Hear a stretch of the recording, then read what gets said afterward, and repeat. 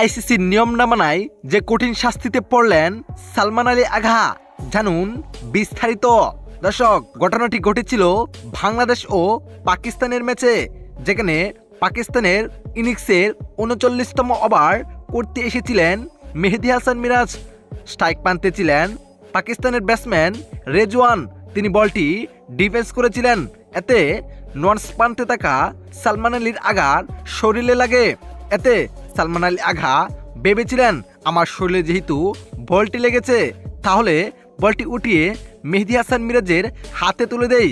কিন্তু তিনি ভুলে গিয়েছিলেন তিনি ক্রিজের অনেকটা বাহিরে রয়েছেন।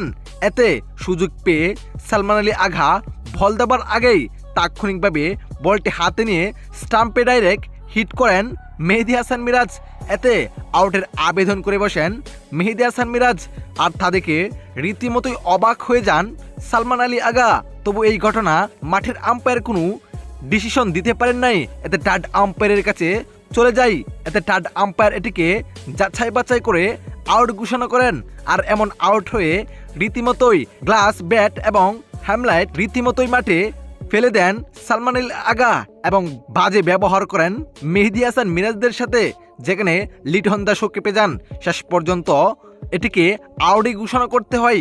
আর দর্শক, আইসিসি নিয়ম অনুযায়ী এটি সত্যি আউট ছিল, কিন্তু সালমান আলী আগা বুঝতে পারে নাই।